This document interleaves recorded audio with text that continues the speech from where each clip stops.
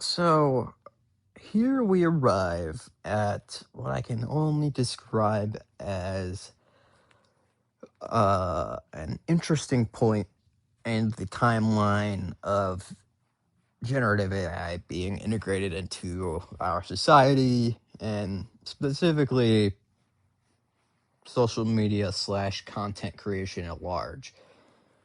This is an interesting point. uh, an interesting date, I should say. So around the time of this recording, right, the big craze is the AI Fruit Love Island, the AI Candy Love Island. Like I feel like I lose a little bit of my brain cells just saying the titles of it out loud. And I mainly just want to talk about like my overall thoughts on it, just because I think it's such an interesting thought exercise outside of the whole, AI slop general nonsense. I am, I think, astounded by a couple of things. One, the fact the sheer volume of growth that you're able to witness. I'm pulling numbers straight out my ass here, but like I don't know, we'll say it's at like 1.3 million followers in 9 days or something. So it's like a little over a week. It's garnered this massive, huge engagement, and I don't know if I don't know if surprising is the right word because I feel like people, especially people that aren't really thinking about what they're consuming, have been kind of gravitating towards AI, at least for a little bit. Like AI generated stuff has been essentially taking over short form content for the past, well, we'll call it 3 months. And so I think this is like the culmination of it all gathering into what I can only describe as poorly made, awfully polished slop of the Love Island genre. And I don't want to disparage the people that are finding enjoyment out of this because we live in a free, or I live in a free country where you're able to enjoy what you want, and for that to be universally applicable, everyone needs to be able to enjoy everything within reason. And so, yes, you are allowed to enjoy this. That doesn't mean I personally find it good that you do, but you're allowed to do it. Uh, so I think that's another thing of like the people that are actually engaging with it. I'll tab that here because I want to talk about the numbers because the numbers I find to be very interesting. The whole 1.3 million people in like a little over a week is insane. I'm willing to imagine that at least the initial wave of it was probably viewbotted.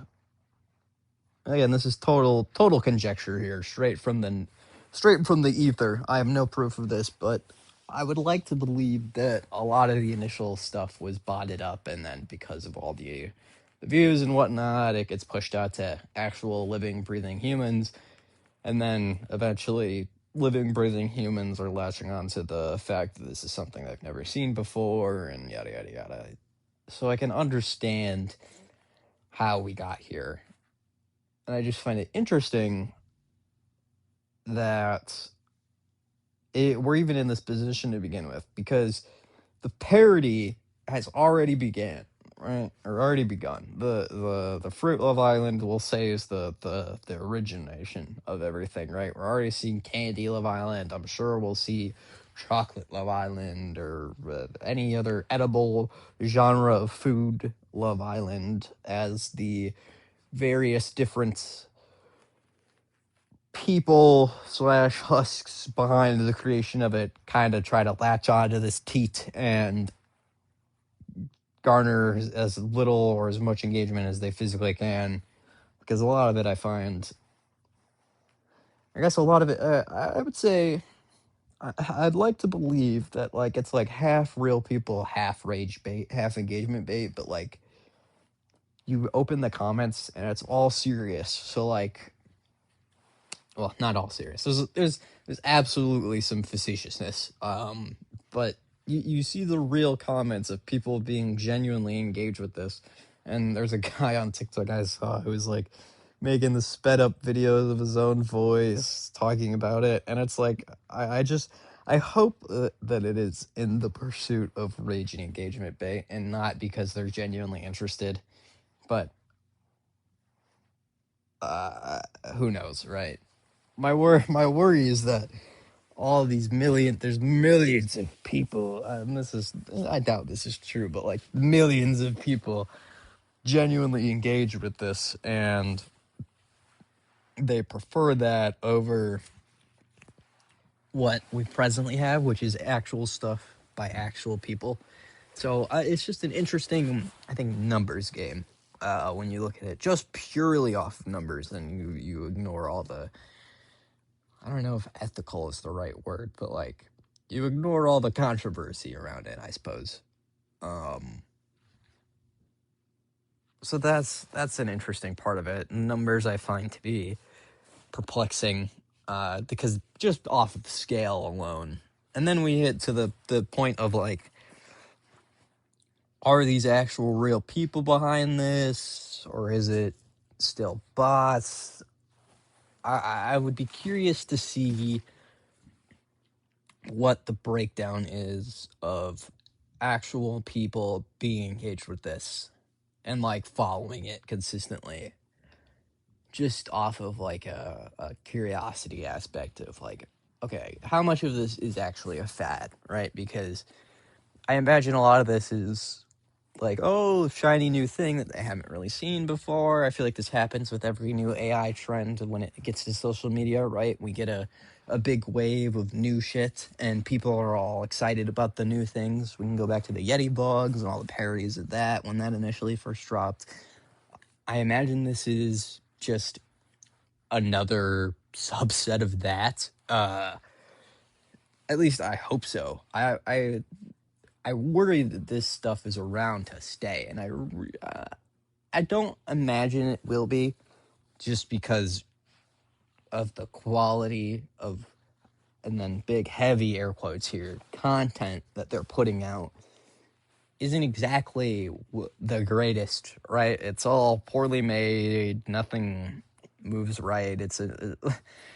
The best part is, and this is a little tangent, like the best part is this isn't even made with like an expensive AI software. This is old stuff. It makes mistakes. You can see it obviously. There is much better generative AI software for video out there, and yet it's still garnering the attention that it is. I think a lot of it is a mixture of people that are actually engaged with it, and then also people that are hearing about it and then going to it being and I'm guilty of this as well, of like going to a video and like seeing the comments just to look at like what in the hell people are actually saying about this, and that counts as engagement. So you know, by virtue of even wanting to do your own research, you're feeding into the problem, which is another interesting aspect of it. But it's either here nor there, I suppose. It's just, we're at an interesting impasse for sure. Well, I wouldn't even say impasse. This is a fad. Like, this is my bold prediction here is that this is going to go away in like a month, and I'm sure that the people that are behind it are going to be just printing money for the next month.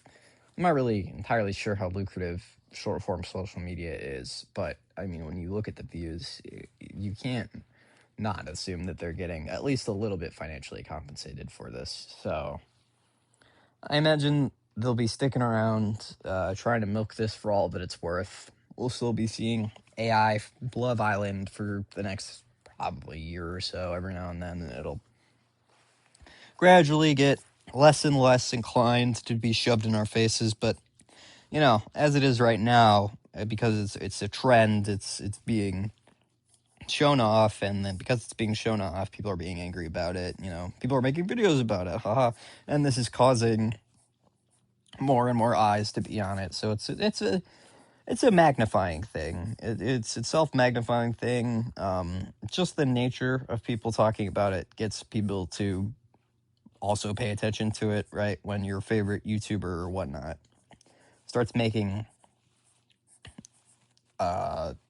critiques about it, I think a lot of the second nature is to go and see it for yourself, and so that's not a bad thing. It's just how we're all wired, and I think it's an interesting strategy, at least for social media and engagement wise. Like, it makes sense. You make something that is volatile in nature, and then hope that the volatility creates press buzz about it, because any attention is good attention, especially in social media. And so even just a little bit of thought, you can see what the general plan is. And to give the credit, at least a little bit of credit to the folks behind this, they do seem to understand the general behavior patterns of social media at large. You could clearly tell that there is an understanding of how people interact with things, a usage of engagement bait, just based off of, you know, the sheer volume of it. And I imagine that it'll only continue to get a little bit more brazen as we hit the second half of the hill here and start to decline a little bit. I imagine things are only going to get more volatile as we go on. But the point I'm making is that the people behind this know what they're doing. And I think that is also a proponent of just how much it's been shoved in everyone's faces. You know, and I think just from like an internet saturation perspective, I think it's frustrating to see this stuff take hold. But I mean, it's just a different version of the Bigfoot vlogs. I could be absolutely wrong. This could stick around. It could become its own niche on short form social media, but for at least what it seems like, this is just a little bit of an amplified Yeti vlog situation.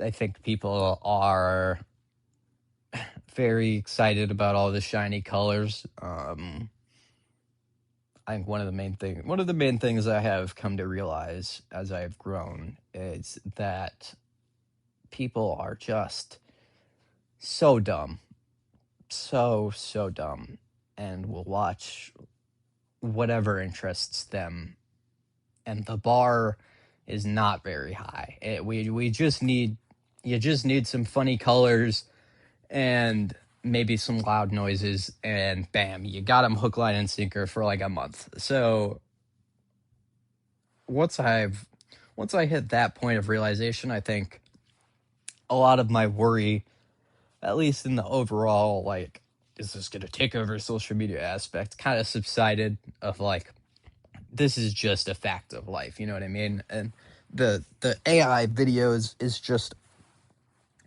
it taking another form.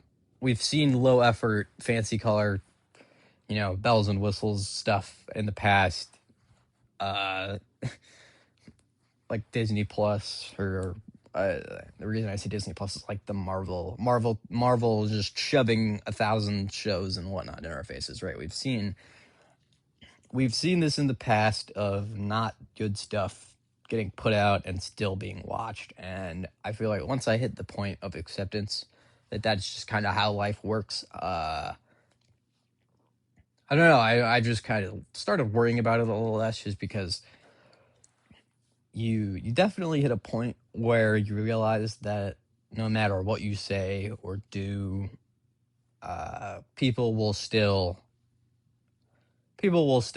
do what they want. And if what they want is to stare at fancy colors and fake people talk about fake emotions, then more power to them. They'll get bored of it eventually. They get bored of things very easily, I've noticed. So I would imagine this only sticks around for a month, 2 months. And if I'm wrong, then hey, string me up, burn me to death like a Salem witch trial. But I don't see this exactly sticking around for an extended period of time. I think, frustrations with the overall nature of it aside, I think this is another good example of internet fads and engagement bait being a super powerful driver of views, metrics, and whatnot. I think a lot of interesting stuff is going to be garnered by this, like group psychology wise. At least you're able to see of like what people are willing to watch and how to get people's attention on stuff and how to get their attention to stick on it. So I think we'll see some people looking at it a little more higher order than that, or higher order stuff like that. But I I don't see this as a thing that sticks around. I think is the main point I'm trying to make. Is it okay to absolutely be concerned about this? Yeah, 100%. We're seeing views that we've never seen before for this kind of thing. But at the same time, I just think this is a natural progression of where the internet is kind of seeming to be shoved. So, like, I've kind of run out of worry juice to be concerned about this.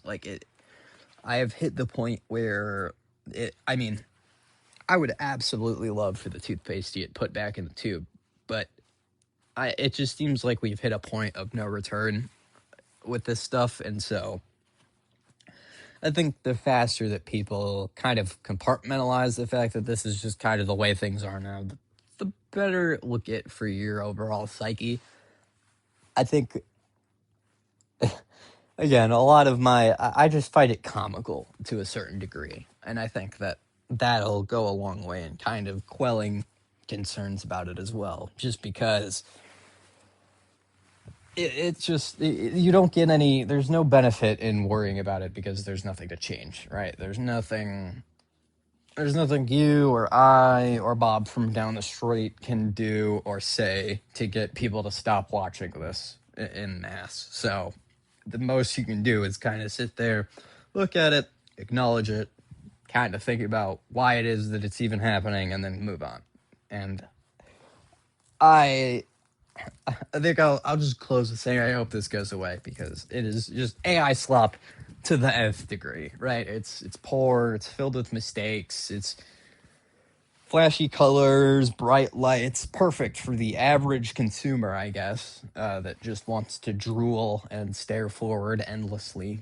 But for those of us that desire a little bit more of some high order entertainment to get the neurons activating, I would advise you to just kind of let this pass over your head, because I imagine it'll go away. There'll be a new AI fad of ridiculously low budget, mass produced garbage that gets shoved out there eventually, and it'll be probably equally or more stupid than the fruit stuff. So we'll see that when we see it. It'll probably be like Dragon College or whatever. A stupid dragon goes to college and then it's a super big drama. Please don't tell me I just predicted that. It just seems like that's the route we're going down. So, point being, things are going to be fine. I absolutely worry about it, but not too much, Like, worry about it a little bit, get your critical thinking out of that worry, and then come out of it a little more subdued is at least my recommendation. So, who knows where this is gonna go? I don't know what gameplay I'm gonna put in the back of this. I've been playing Overwatch again recently. I was a big Overwatch player on console, and then as the switch to PC happened, I'm just looking for stuff as I'm kind of familiarizing myself with using mouse and keyboard and shooters, and I've been having a great time on it. It's super easy to pick back up just because I've been playing since the game released. So, like, I have the Season 1 competitive spray from Ilios. For those of you who know, that's insane. But I've seen it before, so I'm not the only one. But my point being is I'm an Overwatch unk, and that it's kind of like, I would say 75% game sense, 25% actual mechanical skill. So, but that's been fun to kind of get back into. Anywho, have a great rest of your day. I'm sure things are gonna be fine. This will go away. Continue to strive to be smarter, or as hopefully once the general level of intelligence rises, we see this kind of thoughtless garbage disappear. But that is, I would say that's enough complaining about the stupid fruit for today. And I'm sure this is a fun exercise. Complaining about things is fun, but don't do it too much, because if you do it too much, then you just become sad and cranky. Don't become sad and cranky. That's not fun for anyone. All right, peace. You're gonna be fine. Have a good one. Bye.